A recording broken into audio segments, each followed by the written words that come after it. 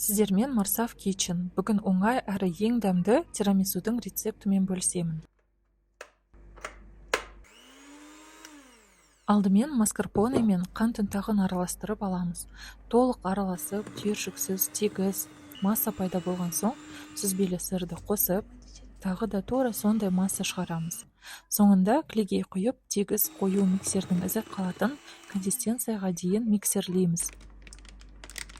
Креміміз дайын. Су мен кофені араластырып, суытып аламыз. Десерттің ең маған ұнайтын қызық жеріне жеттік. Савоярди печеньелерімізді кофеге 5 секундқа батырып, айналдырып, құрғақ жағымен дайындалған формамызға саламыз. Солай барлық печеньелерімізді қойып шығамыз.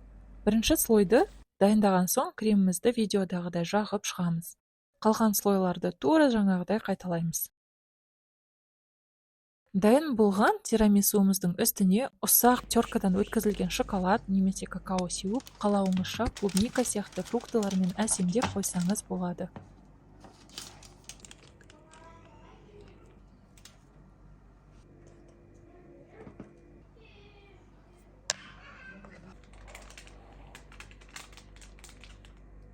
Ең оңай әрі ең дәмді тирамисуымыз дайын. Эксперимент жасаудан қорықпаңыздар.